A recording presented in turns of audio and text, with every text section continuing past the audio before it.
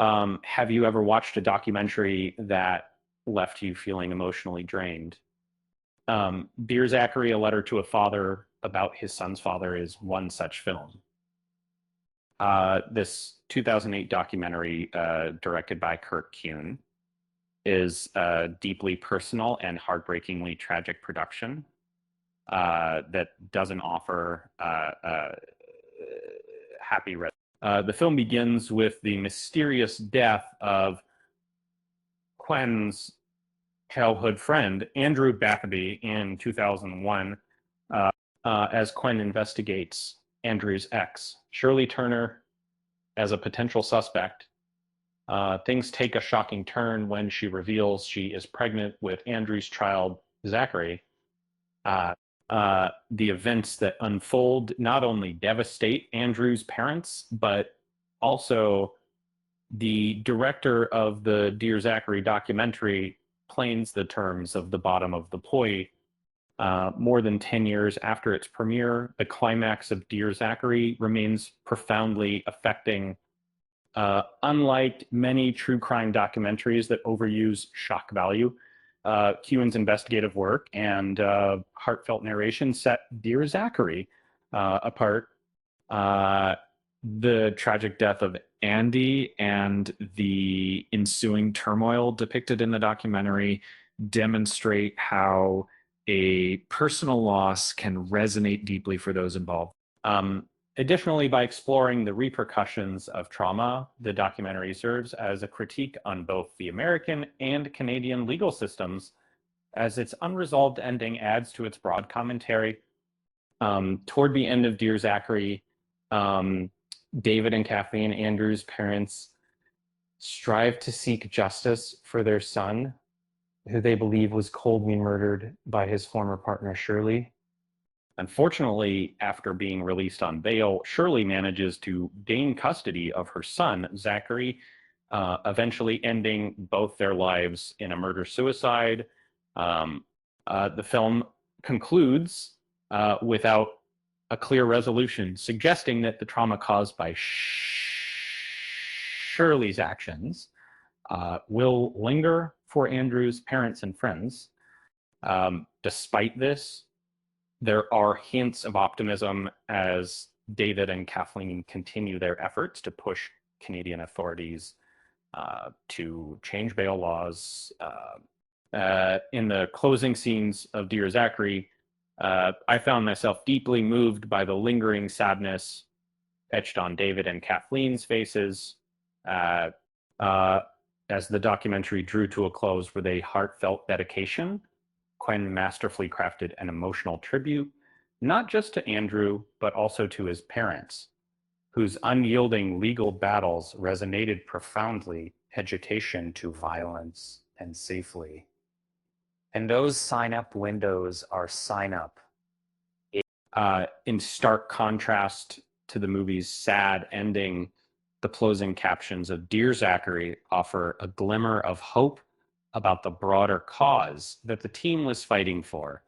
The filmmakers urge viewers to pen letters to the Canadian Parliament advocating for bail reform as a tribute to Andrew and Zachary.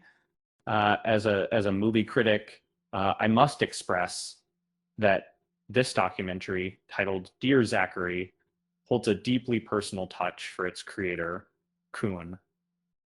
Notably, all profits from the film are channeled towards charitable programs in memory of Dr. Andrew Bagby and his son, Zachary.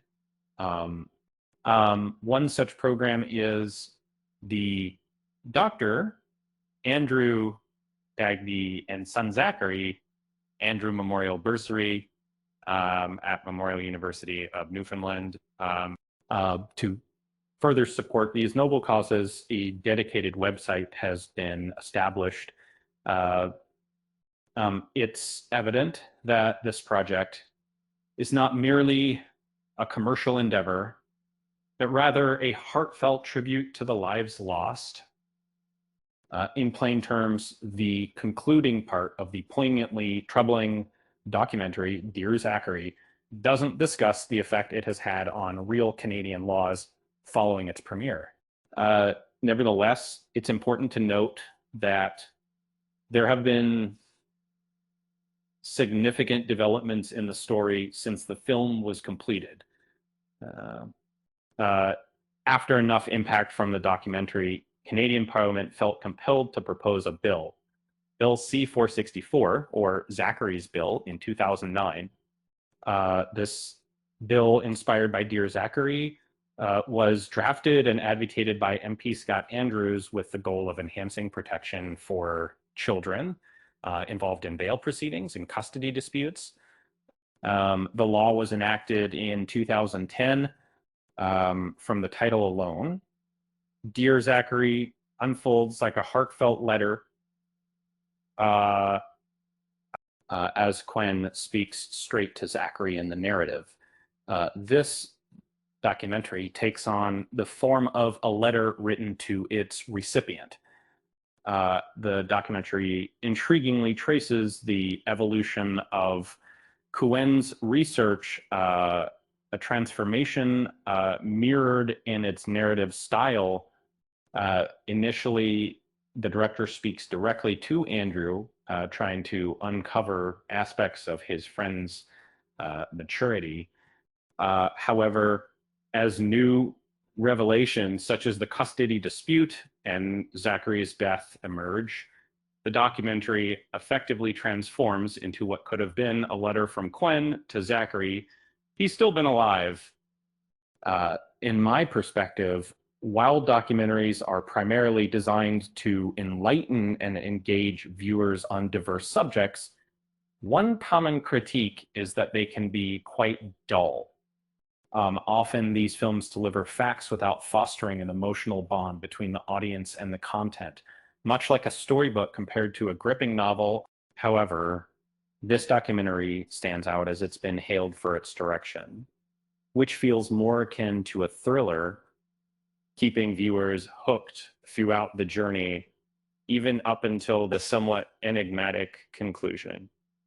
The New York Sun referred to Dear Zachary as one of the most gripping true crime documentaries in recent times, attributing its success to the clever use of certain storytelling devices. Similar to other critics, the New York Sun also drew parallels between the documentary and a thriller, noting that the movie is filled with unforeseen twists and turns, making it feel more like an engaging thriller. Moreover, its haunting quality ensures that it lingers in the minds of viewers for quite some time. Additionally, Variety commended the editing technique employed within the documentary for its ability to deeply move viewers' emotions, as stated by the publication. The strong emotional bond that many people shared with Zachary's story might explain why, even after the bills were passed, Kuenne produced a sequel documentary, and although it's brief, this documentary offers an exclusive glimpse into the production process of the original film and chronicles the steps taken to alter Canadian law. It can now be watched for free on Kuenne's YouTube channel, where in the conclusion of Dear Zachary, there remains no clear resolution since Shirley Turner chose suicide to avoid legal consequences.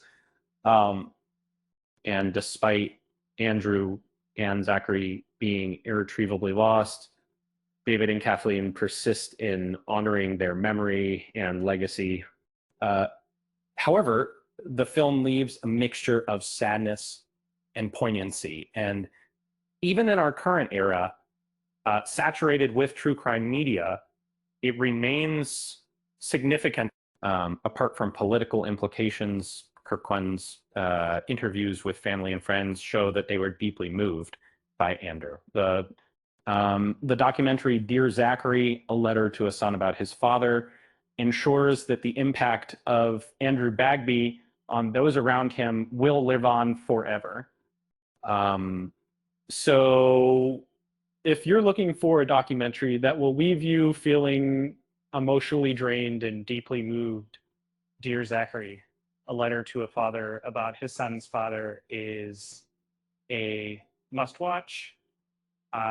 And remember, don't forget to subscribe to the channel and hit the like button.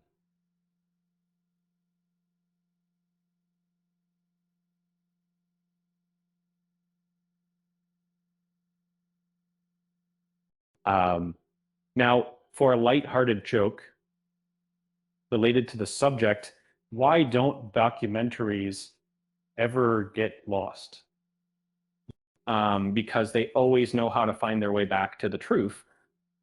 With that said, thanks for watching, and until next time.